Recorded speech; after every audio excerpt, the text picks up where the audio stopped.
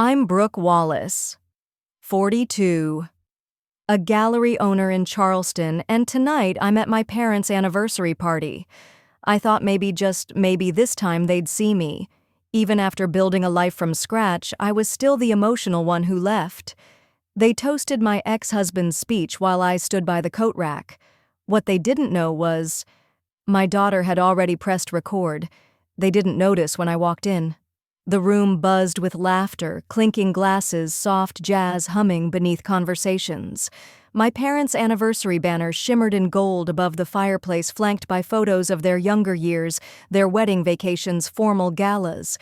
And then a new photo. Nathan, my ex-husband. Smiling arm draped around Ethan, my son. His spot at the center of the family frame was untouched. My absence wasn't. I stood in the entryway clutching a store-bought bouquet, the kind you grab when you're not sure if you're really welcome. Madison, my daughter, brushed my hand gently. "We don't have to stay long," she whispered. My brother Brian was already at the bar, deep in conversation with one of our cousins. He didn't look over. My mother's voice cut through the room, warm and poised. "Nathan, you made it so good of you to bring Ethan." Not a glance in my direction. I smiled anyway. We made our way to the guestbook table, a polite buffer before stepping further in. Madison wrote something small, a quote probably. She always did. I just signed my name. My handwriting looked out of place next to the ornate cursive of the others. The event was held at the country club just outside town, the same place where they'd thrown my engagement party years ago.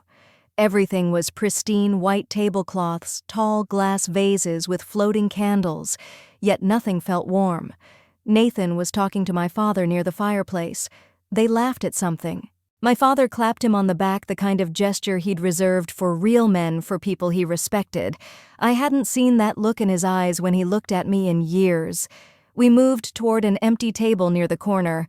Madison tugged at my sleeve, pointing at the seating chart.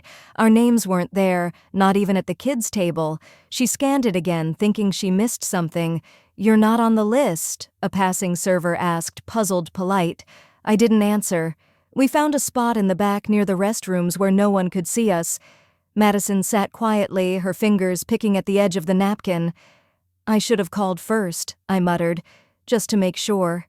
She didn't respond right away. Then softly, "They should have made sure to invite you, Mom." I forced a smile, trying to make it light. I'm sure it was just an oversight. Big parties, lots of details. But the truth gnawed at me. This wasn't oversight. This was erasure, clean, deliberate, silent. Madison stood up to get us drinks. I watched her disappear into the crowd, her posture already more composed than mine.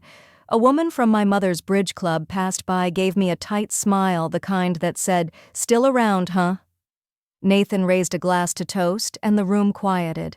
To Richard and Diana, he said warmly, the kind of couple who taught me what legacy really means. Legacy. That word again. My mother dabbed at her eyes. My father raised his hand in mock humility, ever the performer. Not once did they mention me. Not when they spoke of family. Not when they thanked the people who've stood by us. Not when they talked about tradition or support or love. Just as I was about to excuse myself for some air, Madison returned holding 2 drinks. Her jaw was tight. "You didn't hear it, did you?" she said, voice low. "Hear what they said. They're updating the trust, transferring the house. To Nathan." I froze. "What?" "They didn't say your name, Mom. Not once." She looked around. "They're doing it now in front of everyone like it's normal." I stared at the crowd. No one looked surprised. No one even blinked. I set the drink down without touching it. My hands were steady, but something inside me felt like it was tearing, not loud, not dramatic, just a quiet split like a thread pulled loose from a hem. I stood up. "I'm going to step outside for a minute," I said. Madison watched me carefully. "Want me to come?" I shook my head. "No. Stay. Listen." The air outside was cooler than I expected for early fall. I stood beneath a string of patio lights, their soft glow casting long shadows across the stone tiles. Through the glass doors, I could still hear laughter, clinking glasses, someone uncorking champagne. It was like a movie I wasn't cast in, even though I used to be one of the leads. I looked down at my phone. No missed calls, no messages, just the same empty screen, as if the world inside that room had agreed I wasn't part of it anymore. A voice broke through the night. "You're out here too." It was Julia, my cousin on my mother's side. We hadn't spoken much in years, though we'd been close when we were girls. She held a cigarette she hadn't lit, just rolled between her fingers like a nervous tick. "I needed air," I said. She nodded. "It's loud in there." There was a pause before she added, "You weren't supposed to be here, were you?" I didn't answer. "I only know because I overheard your mom asking the planner to not print your name." Her voice was quiet, matter of fact, said it would complicate the seating. The words didn't sting, they just settled, like dust on furniture long ignored. "Thank you," I said. Julia shrugged. "I figured you deserved to know." She dropped the cigarette into her clutch. "They act like you're the one who burned everything down. But honestly, you're the only one who ever told the truth." I watched her walk back inside her heels, clicking against the stone. For a moment I thought about leaving, driving away. But something in me stayed rooted. When I returned to the room, the cake was being wheeled out. A towering confection of cream and gold leaf, topped with the number 40 in sparkling acrylic.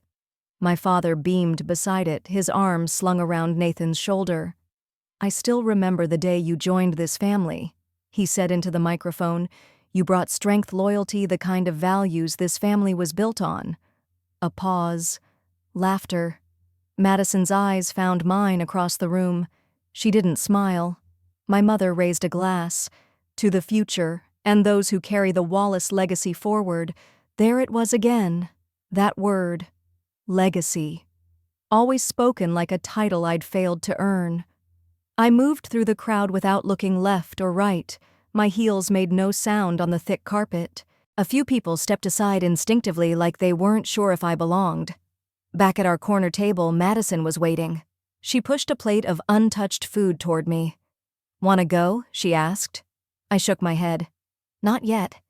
Because despite everything, the omission, the looks, the silence, I wanted to remember, to absorb it, to make sure I wasn't imagining the pattern that had always been there. Just then, Ethan came bounding toward us, cheeks flushed from too much soda and attention. "Hi, Mom," he said, brightly leaning into me. "Grandpa said I can stay at Dad's longer this month. He's getting me a new bike." My throat tightened. Oh, I managed. "Yeah, and a desk for my room. He said I'll have a better place to study." Madison tensed beside me. I smoothed Ethan's hair. "That sounds nice, sweetie." He beamed, then ran off again. Madison exhaled. "They're playing long game, aren't they?" I didn't respond. Not yet. But inside I knew she was right. And someone had already started counting me out. Dinner had started. Plates of lamb and scalloped potatoes made their rounds. Toasts were offered, glasses raised. But at our table in the back, no one brought us a plate. No server paused to ask. No second glance. I wasn't angry. I noted it the same way one notes weather cold, impersonal, inevitable. Like a forecast I'd read days ago but still hoped would change. Madison sat straighter now. Her eyes scanned the room not in panic but in calculation. I could almost see the way she was building something silently memory, meaning evidence. She reached into her purse and retrieved a small leather notebook, scribbled a note. I didn't ask what it said. Across the room, Ethan had been swept into a group of relatives' cousins he barely knew. One of them handed him a toy drone. Another whispered something and they laughed. When he looked toward me, I waved. He waved back, but only half-heartedly distracted. "They're making him feel like this is home," Madison murmured. "Without you." I swallowed. "He's 8. He likes gadgets and praise. He also likes you, and you're the only one not bribing him." A pause. "And they hate that." My eyes flicked toward the head table. My mother was holding court, smiling graciously as if she were royalty accepting gratitude. My father had his phone out showing something to Nathan. They both laughed again. A server passed by with a tray of desserts, small layered cakes with gold-dusted raspberries. He paused for a beat, then moved on. didn't even glance at our table. I stood up, slow and calm. "Come," I said to Madison. "We're leaving." We crossed the room in silence. I felt the temperature shift around us. A few heads turned, a couple whispers trailed behind, but no one stopped us. No one called my name. As we stepped into the hallway, Madison looked over her shoulder. "They didn't even notice," she said. "Doesn't matter," I replied, pressing the elevator button. I noticed. The doors opened. Before we stepped in, I looked back one last time. Ethan had just taken a bite of cake. Nathan was taking a photo of him beaming. My parents were turned toward them, eyes full of legacy and pride. No one looked in our direction. The elevator doors slid closed with a soft hiss, and that silence, it said more than any toast ever could. The next morning, the silence in the house was different. Not empty, not peaceful. Just charged. As if the walls had overheard everything and were waiting to see what I would do next. I sat at the kitchen table, staring at a piece of toast I hadn't touched. Madison was at the sink, rinsing her coffee mug. She hadn't said much since we'd gotten home from the party. Neither had I. But it wasn't avoidance. It was alignment. Like we both understood there was no point in repeating what we'd already absorbed too well. My phone buzzed. It was a text from Nathan. "Thanks for bringing Madison. Ethan had a great night. Let's talk soon about the holiday schedule." No mention of the party. No mention of what had happened or not happened. I turned the phone over. Madison sat down across from me. "Do you still think this is just oversight?" Her tone wasn't accusatory. It was tired, like she needed me to stop pretending. I sighed. "No." She nodded slowly, then pushed her notebook toward me. A list of names and timestamps, things people had said, moments we'd both seen. You kept track. They were counting on you not to. I studied her handwriting, small, sharp, meticulous. She'd written down the moment my mother ignored us at the door, the toast, the seating chart, even the way Ethan had been pulled aside with promises. I closed the notebook gently. "I need to speak with someone," I said. "Who?" "Jennifer." Jennifer Lorne was an old college friend, now a family attorney. We hadn't spoken in over a year, but something about the way things were moving made me realize I needed guidance, not revenge, clarity. By noon, I was in her office. She listened carefully, asking only a few questions at first. When I finished explaining the trust, the seating, the subtle removal from every family gesture, she leaned back in her chair and tapped her pen. "This isn't just social exclusion, Brooke. This is a pattern. And patterns can become leverage." I blinked. She continued, "You're not overreacting. You're identifying a strategy, one designed to marginalize you without confrontation." The words made my skin prickle. I had spent years doubting my own perception. Gaslighting, they called it now. But when it happened in families, it wore a softer mask. Concern? Tradition? What's best for the children? "Do I have any ground to stand on?" I asked, quieter than I meant. Jennifer looked directly at me. "That depends. Are you willing to stop being quiet?" I sat back in the chair, letting the question settle. I didn't answer. Not yet. But something in my chest, something buried deep under politeness and family duty, shifted. Back at home, I sat with Madison in the living room, the soft hum of the dishwasher in the background. She had spread her notes across the coffee table, now color-coded with tabs and highlighter marks. I had no idea she'd been collecting this much. "How long have you been doing this?" I asked. She didn't look up. "Since your birthday last year, when Grandpa said the cake was just for the grandkids." I remembered that. It had been a strawberry shortcake, my favorite, bought in my house with my money, yet I hadn't even blown out a candle. "I didn't want to believe they'd keep doing it," I said quietly. "I know," she replied. "But they are." The next day, I met Jennifer again, this time with the documents. Madison had printed emails she'd intercepted on the shared family drive, screenshots of texts she was accidentally CC'd on, even voice memos from her phone. Jennifer was impressed. "She's thorough. She's her own person," I said. "They never liked that." Jennifer laid the papers out across her desk. "The good news is they've left footprints. And you're not alone. Bad news. Custody battles aren't just about money. But money helps." I knew what she meant. Nathan, with my parents behind him, had resources I didn't. Legal, emotional, social. They knew how to spin stories that made me look volatile, distracted, selfish. Jennifer paused, but they underestimated one thing. What your daughter, her credibility, her clarity. I let that settle.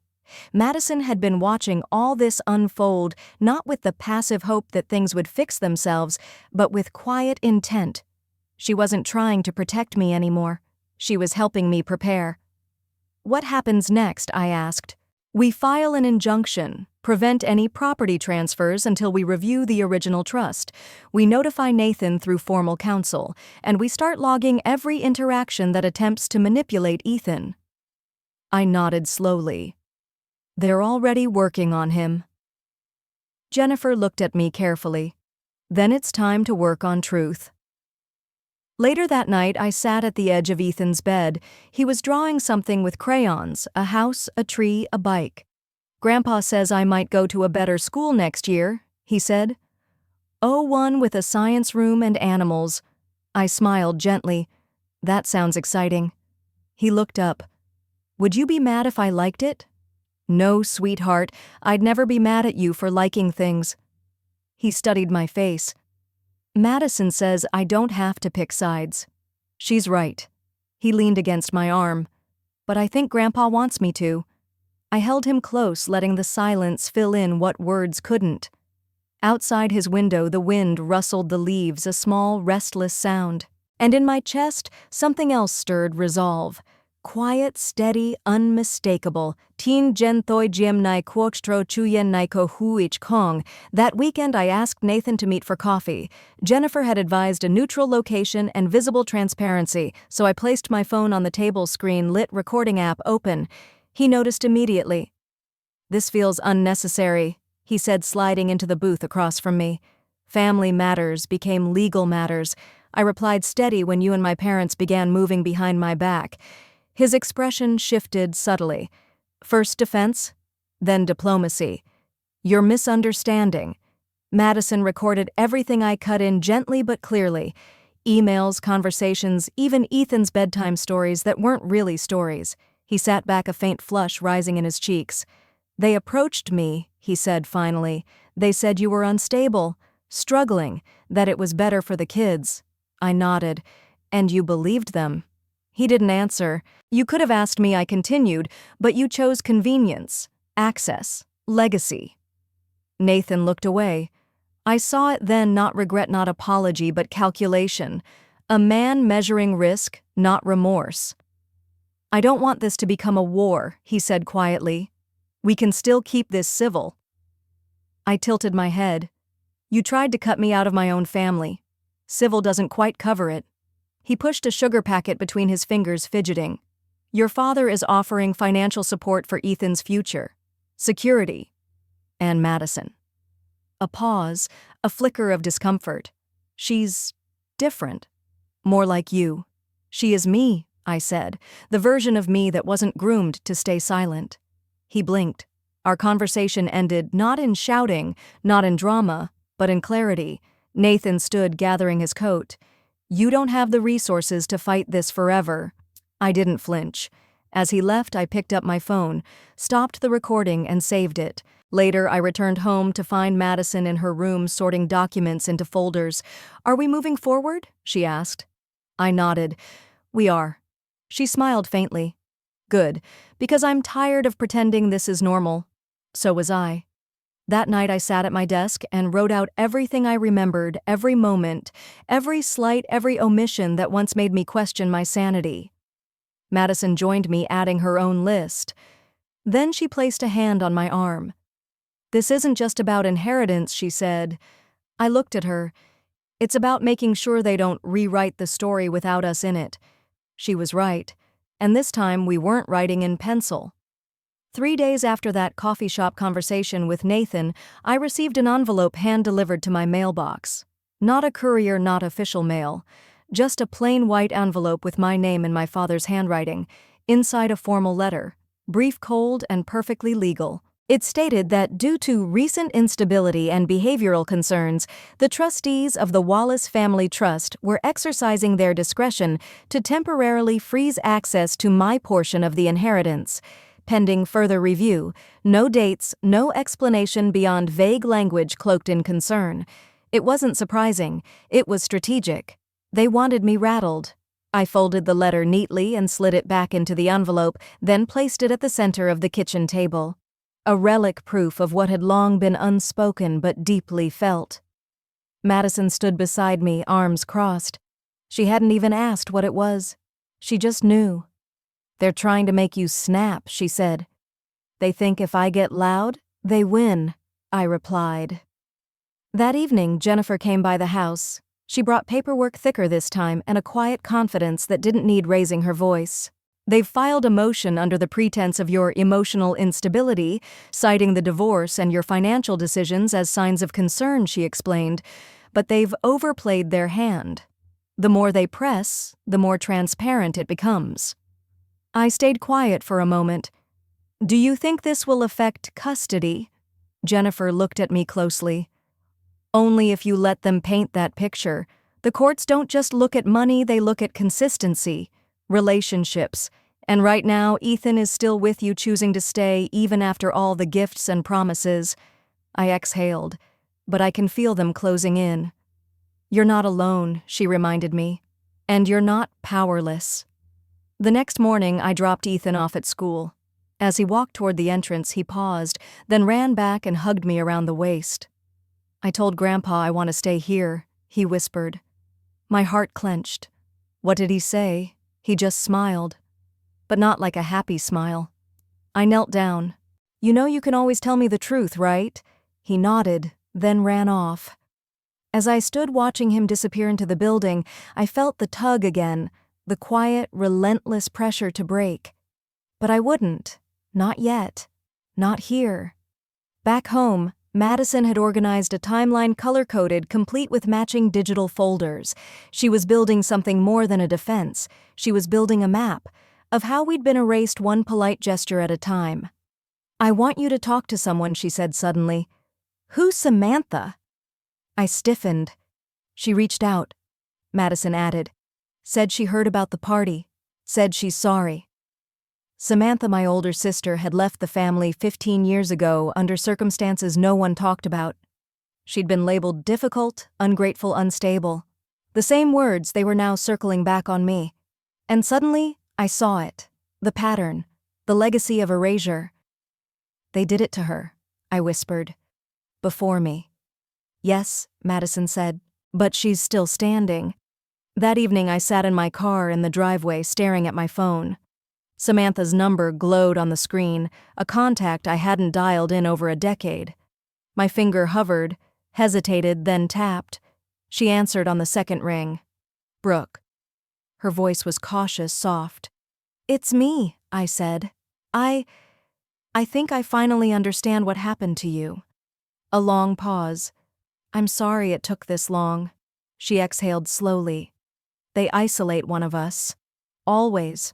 And everyone else stays silent because they're afraid they'll be next." Her words cracked something open in me. All the years I'd been too polite to ask questions, too loyal to see the pattern. Samantha hadn't vanished. She had been pushed out. "I should have called sooner," I said. "You're calling now. That's enough." We spoke for over an hour. She lived in Colorado now. Interior design firm. Married. 2 kids. Happy but cautious, like someone who had learned to thrive without roots. "They always use the same tactics," she said. "Guilt, control, silence. Then they rewrite the story once you're gone." "I'm not gone," I replied. "Then you still have power."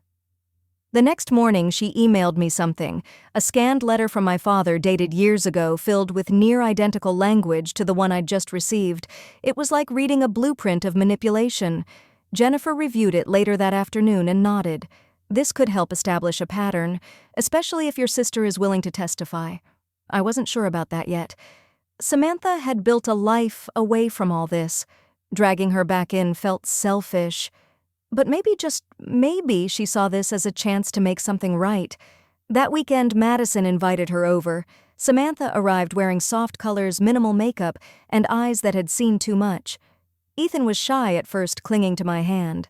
But by the second hour he was showing her his drawings, proudly pointing to where the family tree stopped, including certain branches. They told him I moved to another country, Samantha whispered to me in the kitchen. I winced. They told me you didn't want anything to do with us. She gave a half smile. They always pick the version that justifies their control.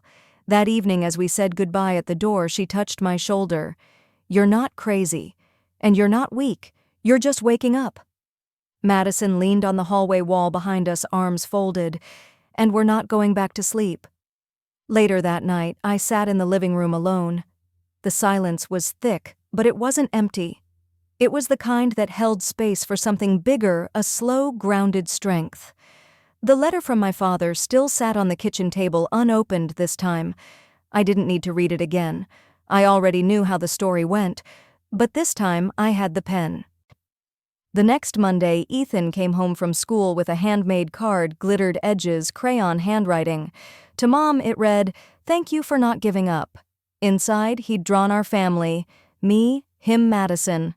And standing off to the side, smaller and shaded in gray, were my parents. 2 stick figures with frowns. He said he didn't want to give them happy faces, Madison whispered when I showed her. I placed the card on the fridge. That night during dinner, Ethan said something that made me put my fork down. "Grandpa told me he had to take care of the money because you're not good at numbers." The air changed. I felt Madison stiffen next to me. "What did you say?" I asked gently. "I told him Mom buys food and pays for the house and the lights and remembers my field trip form, so maybe you're better than him at numbers." I smiled, but my chest ached. "They're using him," Madison said after Ethan had gone to bed, "trying to plant seeds. Then we teach him how to spot weeds," I replied. The next step came quicker than expected. Jennifer suggested we begin formal documentation, a legal notification preventing any property transfers from the trust without my consent.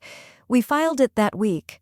At the same time, I scheduled a consultation with a family therapist, someone Madison had found a specialist in parental alienation and childhood manipulation. "It's not just about protecting Ethan legally," she said. "It's about giving him a language to name what's happening." Our first session was gentle. No accusations, no sharp edges, just storybooks, metaphors, and questions like, "What do you do when 2 grown-ups want different things?" Ethan was quiet. Then he said, "I think I'm the prize." The therapist didn't flinch. "And how does that feel? Like everyone wants to win, but I just want to go home." I closed my eyes. That night after he fell asleep, I sat on the porch while Madison scrolled on her phone beside me. The air was cool, the stars indifferent. "Do you think they know we're not scared anymore?" she asked. "I don't think they care," I said. "But they'll notice when they can't control us." And then, just as I said it, her phone buzzed. An email from Brian. He had attached a scanned copy of an internal memo from the Trust one that explicitly detailed plans to reroute funds, citing emotional instability and moral concerns as justification. It's dated 3 months before the party, Madison said, so they'd already decided before I even walked through the door. We sat in silence for a moment, and then she added, "He said he's ready to talk. He wants to help." Brian, my brother, who had always stayed neutral, always played along. Maybe he too had reached his threshold. Maybe the story was shifting, not through confrontation, but through clarity. The kind that doesn't knock on the door, it just walks in. The following week, Jennifer called with a tone that meant business. "We have enough for a formal move," she said. "It's time." Time, that strange word that meant something different now. Not about healing or grieving anymore. It was about leverage and protection. We sat in her office, me, Madison, and Samantha, reviewing everything we had. Audio files, letters, emails from Brian, pictures Madison had discreetly taken of documents in my parents' study during one visit.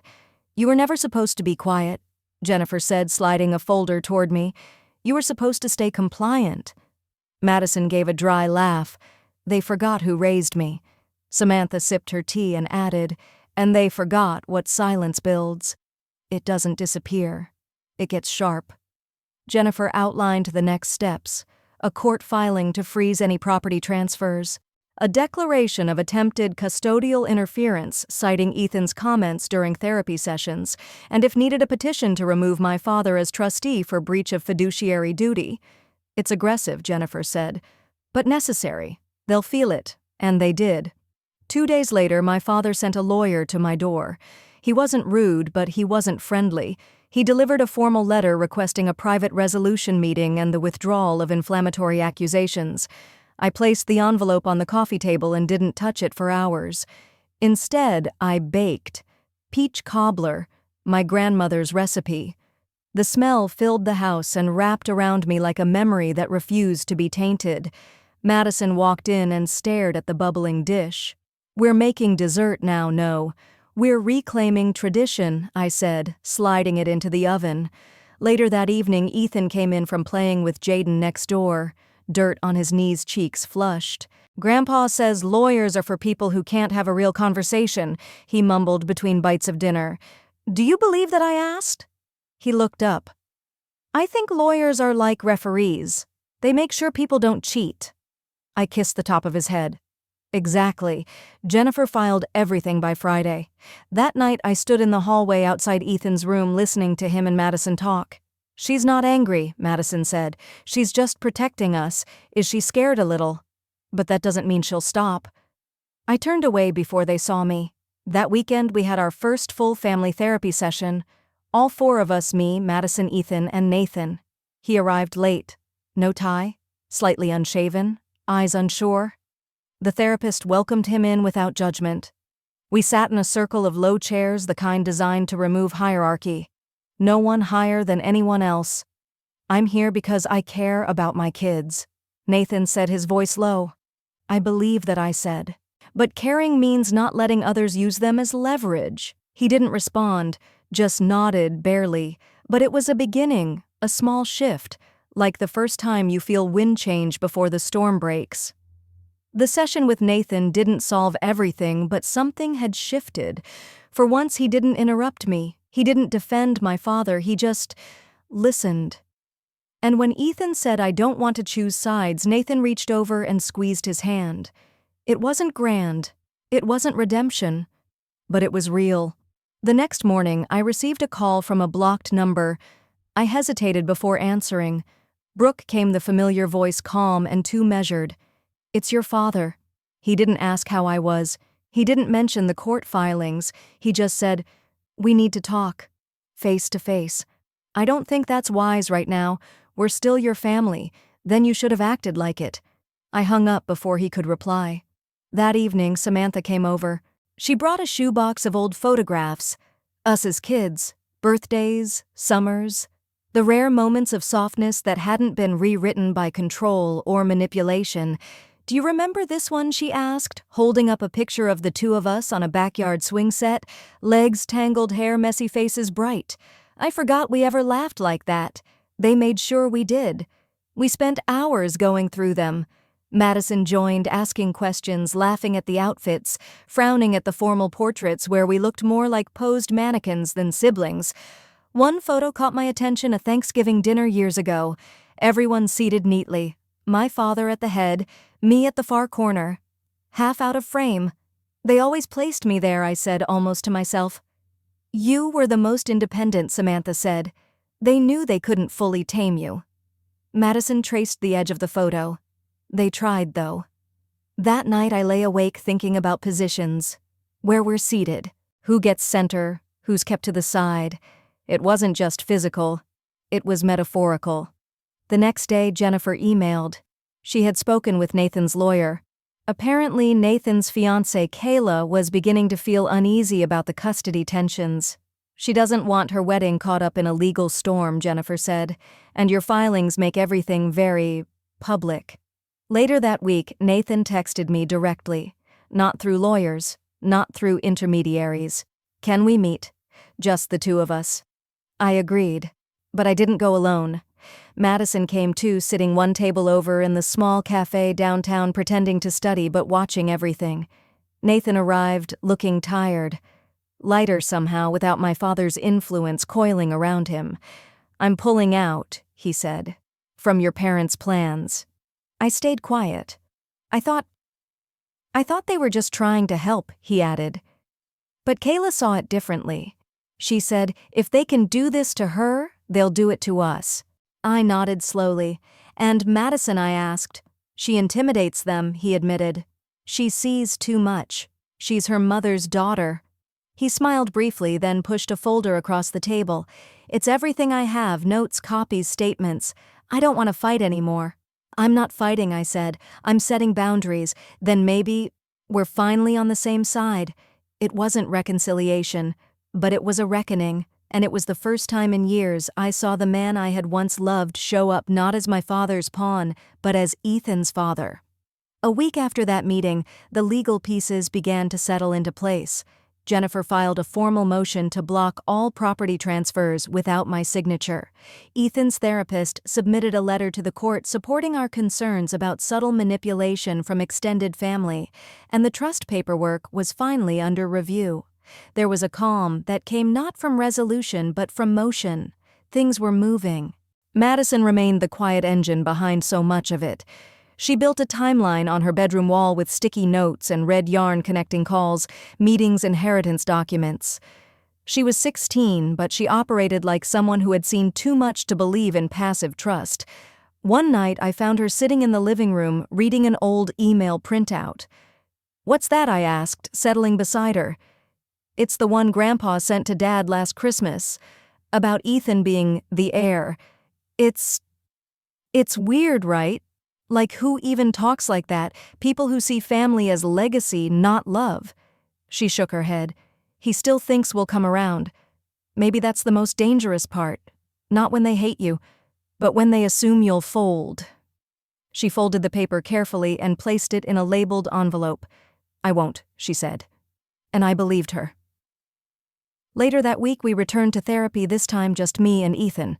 He was quieter than usual, clinging to a stuffed bear he hadn't held in years. "I had a dream," he said softly. "What kind of dream? Grandpa told me if I didn't move in with Dad, you'd be lonely forever." The therapist didn't interrupt. She let the silence stretch. "What did you say in the dream?" I asked. "I told him, maybe you like being alone sometimes. That it doesn't mean you're sad?" I swallowed, hard. "And do you believe that?" He nodded. "Sometimes being alone means you're thinking, not crying." I reached for his hand. He didn't pull away. In the weeks that followed, Nathan and I began communicating more directly. Small things, school pickups, doctor appointments, but it was smoother, less guarded. Occasionally, there were even jokes. When he came to drop Ethan off one Friday, he lingered on the porch. "I heard your dad's not taking the legal notice well," he said. "I'm not surprised. I'm sorry, Brooke. Not for one thing. Not for a specific betrayal. Just a simple sentence, but maybe that's all that could fit after years of layers." "I know," I said. He turned to go, then stopped. "Kayla asked about Madison the other day, said she sounded solid, strong." "She is. She scares me a little." I smiled. "Good." That Sunday, we had dinner, just the three of us. Madison made pasta. Ethan set the table. I lit candles not for romance but for intention, to mark a new rhythm. As we sat, Madison raised her glass of sparkling cider. "To boundaries," she said. We clinked. Outside, the wind shifted, a soft rustle through the trees. Nothing dramatic, but I felt it. Something was about to give, and this time, it wouldn't be me. 3 months after the anniversary party, Jennifer called with news that felt like a shift in gravity. "Nathan wants to meet. No lawyers. No parents." I paused, holding my breath. "He's feeling the pressure," she continued. "Your father's plans are stalled. And Nathan's fiancé isn't thrilled about the publicity around the custody dispute." There was a kind of irony in that. After everything, it wasn't love or guilt that nudged Nathan back to the table, it was image management. We met at a quiet cafe downtown. Madison came with me not to participate, but to observe. She sat at a nearby table with her laptop open and earbuds in, pretending not to listen. But I knew she'd hear every word. Nathan arrived on time alone. His posture was less assured, his face pale from too many sleepless nights or uncomfortable conversations. He looked around and gave me a tired nod before sitting across from me. This has gotten out of hand, he said, skipping pleasantries. Agreed. The lawyers, the court filings. It's affecting Ethan. It's affecting the wedding. Madison glanced up briefly, then back at her screen. I didn't respond to that. Instead, I waited. Nathan sighed. I'm willing to withdraw my support from your father's property transfers, and I won't contest the original custody arrangement. In return, he hesitated, then looked away. Dropped the parental manipulation claim. Closed the loop quietly. And why the sudden change of heart, I asked, keeping my voice neutral. He fidgeted with the edge of his napkin. Kayla thinks it looks bad. Her parents are asking questions. They're concerned. I stared at him, wondering if he even heard what he was admitting. You're making this offer not because it's right, but because it's inconvenient now I'm trying to make peace, Brooke. I leaned back, studying him. I'll consider it, I said. But everything needs to be in writing. And the agreement must protect Ethan and Madison's inheritance rights clearly. He nodded, a small flicker of relief passing through him. We parted with no handshake, just a nod. Madison packed up her things and followed me silently to the car. Once inside, she spoke. He blinked. What? He blinked first, she said, smiling. That matters. That night, I sat with Jennifer and walked her through the conversation. She approved of my restraint, my wording. We drafted a document outlining our conditions and sent it to Nathan's lawyer. He returned it 2 days later, signed no edits. It felt surreal.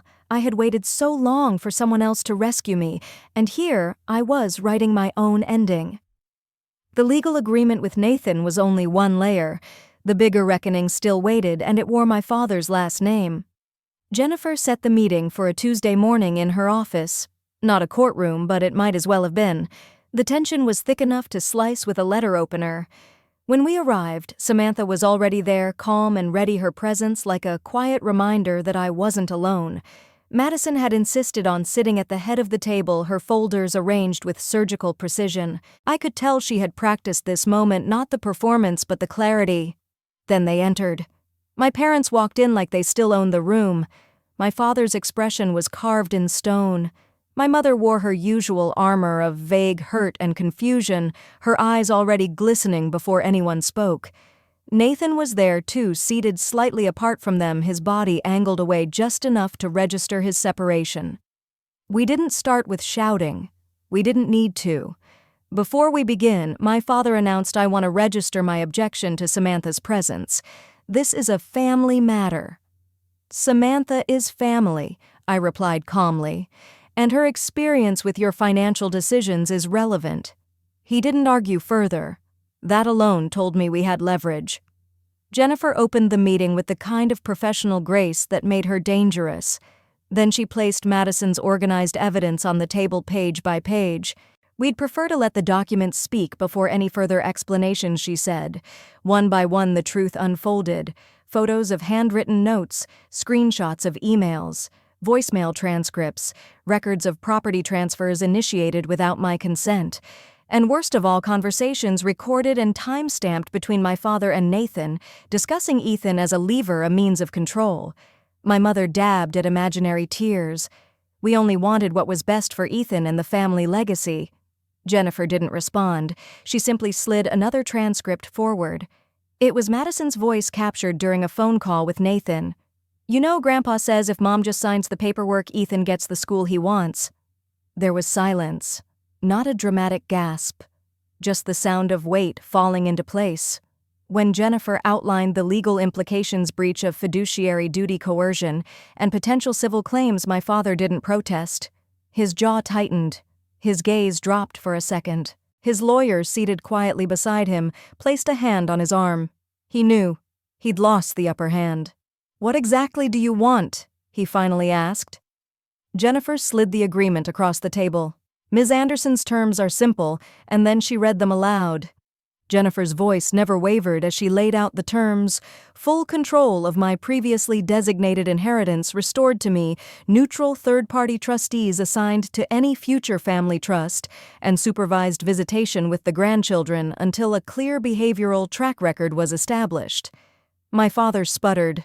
Supervised visitation. We're their grandparents, not criminals. Jennifer, without even glancing up, calmly responded, "The recordings suggest otherwise." The temperature in the room seemed to drop several degrees. My mother looked around as if seeking a sympathetic face, but Nathan wasn't meeting her eyes, and Samantha had fixed her gaze on a spot just above the table, arms crossed tightly. When Madison stood to speak, she didn't raise her voice. She didn't point fingers. She simply said, "Grandpa, with respect, you damaged those relationships the moment you decided Mom and I were disposable. We're just creating consequences for your choices."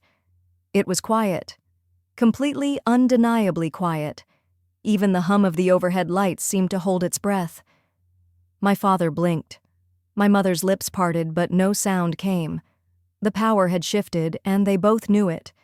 By late afternoon, the agreement was signed.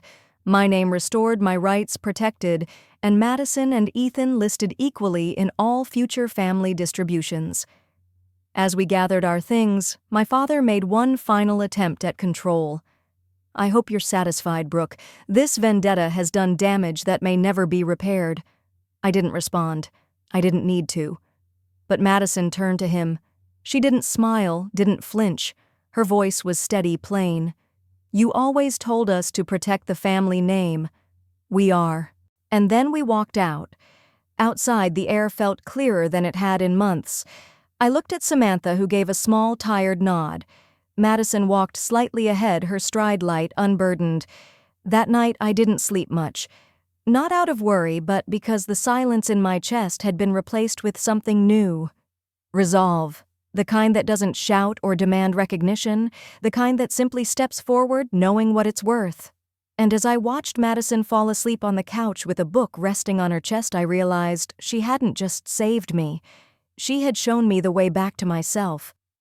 1 year after the anniversary party, life no longer resembled the version of it my parents had tried so hard to preserve.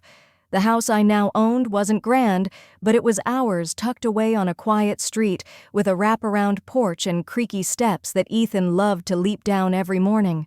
Madison had painted her room a deep green and filled it with books and little trinkets from thrift stores we explored on weekends. I had finally stepped into a full-time role at the gallery downtown, curating more than just art, curating a life that for once I didn't need permission to design.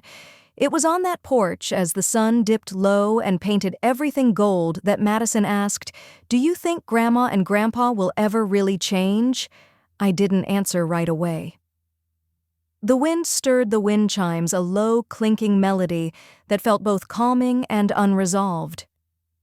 "People don't really change," I said finally. "But they can learn new behavior when they have no other choice." Madison nodded, her face thoughtful. "I still don't get why they did it. I mean, they have everything. Why come after you?" "It wasn't about money," I said. "It was about control, about punishing me for stepping out of the path they'd laid. Because of the divorce," I nodded. "Because of the divorce. Because I didn't remarry someone they approved of. Because I raised you to ask questions." She looked at me and smiled, half mischief, half pride. "You raised me to fight fair." "I did," I said softly. "And you did more than that? You showed me how to stop fighting battles that were never mine to begin with."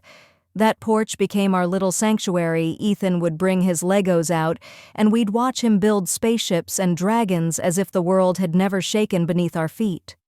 The court-mandated visitation schedule had settled into routine.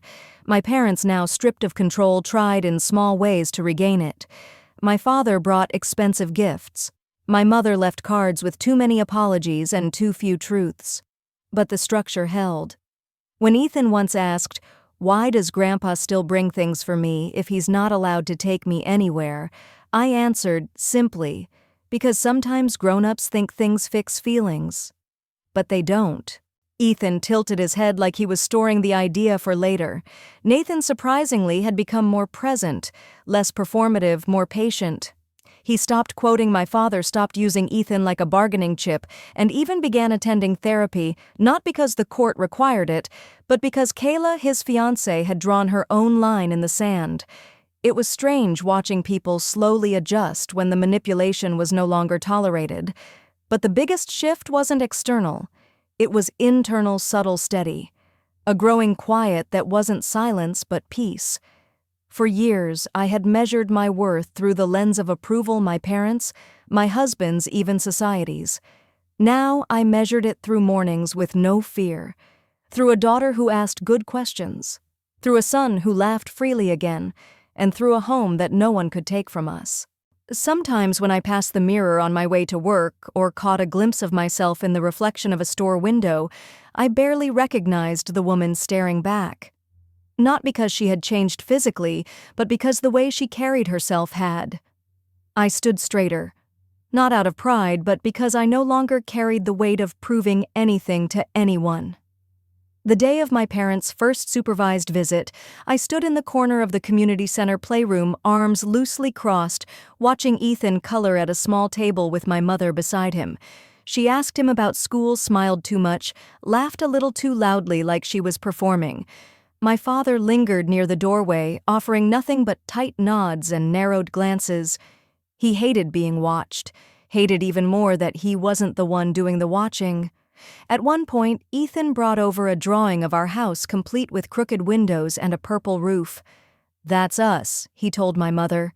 "Me, Madison, and Mom. And Samantha visits sometimes." My mother blinked, her smile flickering like a candle in wind. "That's lovely," she said. "And your dad," Ethan frowned.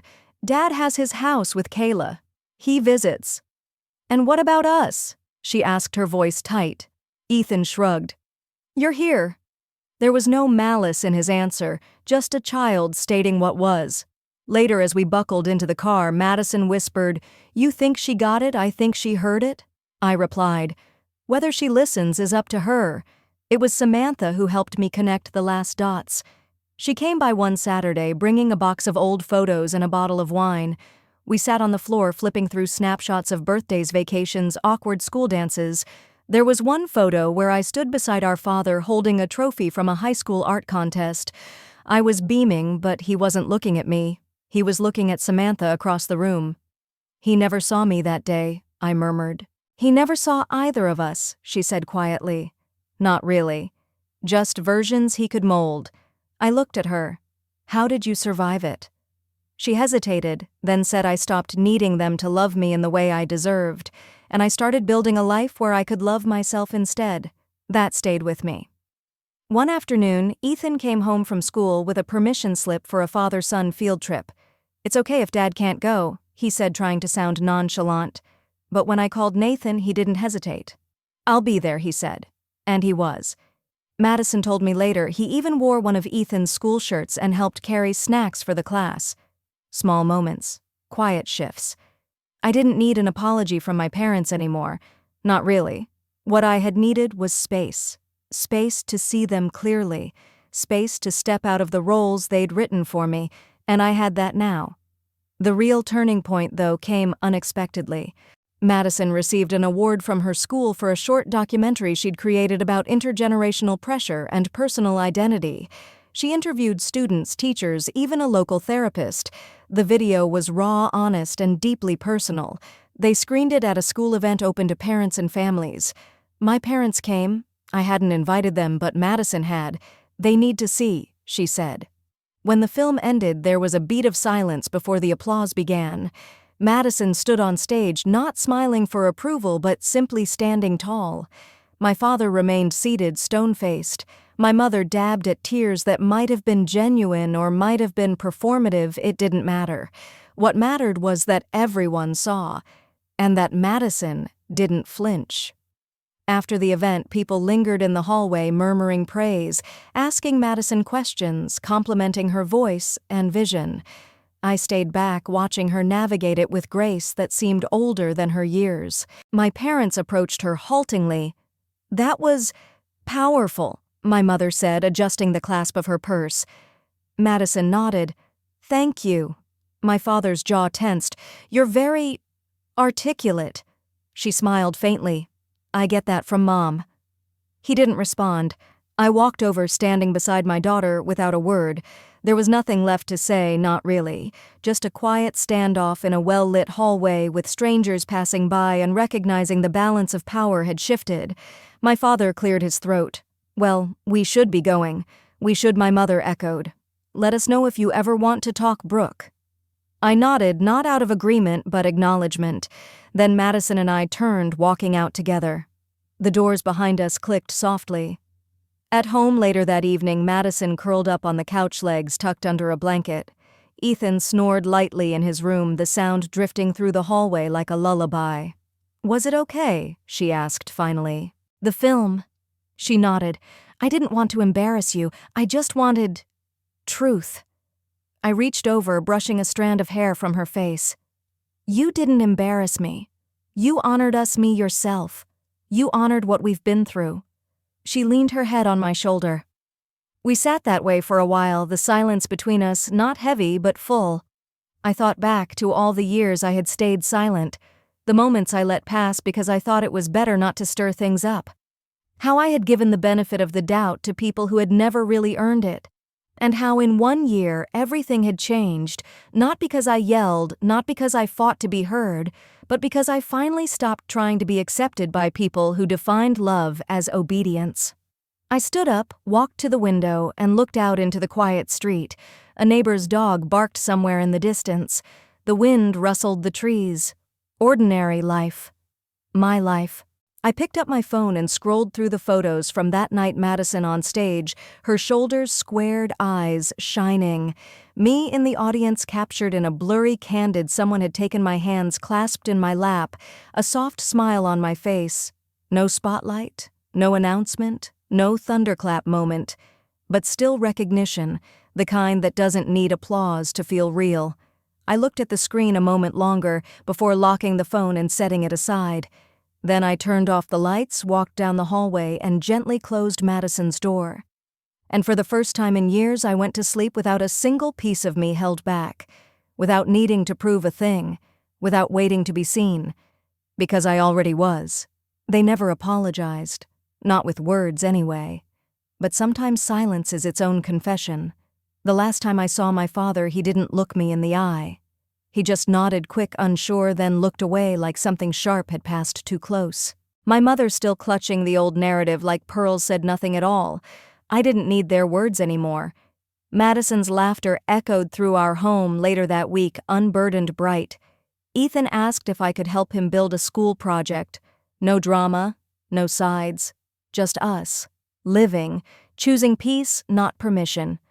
And as I folded the last blanket that evening, a quiet calm settled in. The kind that doesn't ask for recognition. The kind that knows the truth already did its job. Some stories end with applause. Mine ended with a locked gate, a steady breath, and no one left to impress.